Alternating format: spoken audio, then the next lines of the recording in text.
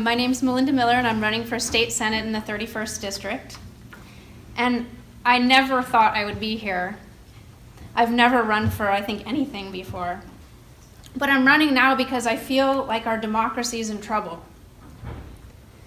And having a real choice in every race is critical. Because we, the people, have to fight for every seat. Our kids' futures are at stake. And we are fighting.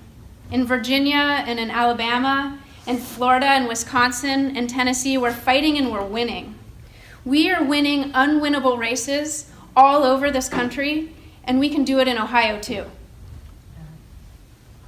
For the last 10 years, I've had the great privilege of choosing to primarily be a mom. And I've been raising my son Sharky, who's back in the corner on the iPad. I'm taking care of our house, helping my husband run a small business, and volunteering in the schools. And now I want to be your state senator because I'm really concerned. Every morning I drop my son off from school and I walk him up to the big metal and glass doors, and I make him look me in the eye, and I look so hard into his because I don't know if I'm going to see him again. And despite the best intentions and the best efforts of our school administrators and our amazing teachers, I know that we are helpless in the face of weapons of war. I love my son with all my heart, and I love all of your sons and daughters and grandkids too. And I want to see them grow up and live long, healthy, and happy lives. And really, I just kind of feel like we need more moms in the State House so we can make sure that we're listening to constituents and passing legislation that puts our families first.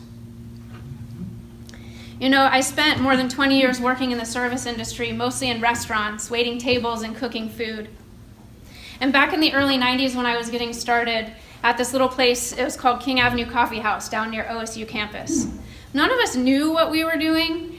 We'd never run a restaurant before, and we'd certainly never been to culinary school. But we were collaborative, and we were creative, and we figured it out.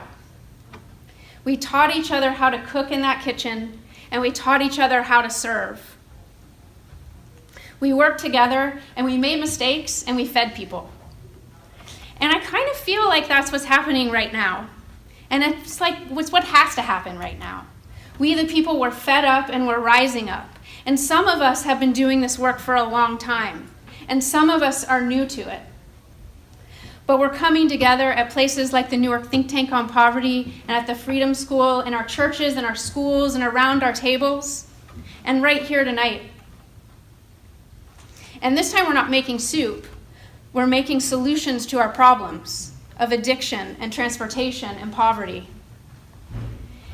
And then we're coming together in our churches and celebrating our heroes. And it's kind of messy, and none of us have the answers, but we're doing it together, and we're creative, and we're resourceful, and we're passionate. And it inspires me, and it gives me hope for our future. Because we know that everyone should have the right to a good life. So these are the things I stand for, and these are the things I'll stand up for in the Senate. Livable incomes, health care for everyone, education that's equitable and excellent, safe homes with clean air, water, and soil, and thriving communities that value all of our people. So we can continue to elect leaders who prioritize the bottom lines of businesses, or we can elect people who will work hard to pass laws that really address the issues of income inequality, like minimum wage, protections for our unions, and a job guarantee. We can elect leaders who seem to believe that good health care is the privilege of people with money and time and transportation, or we can work to guarantee health care as a right for everyone, no matter how much money you have and no matter where you live.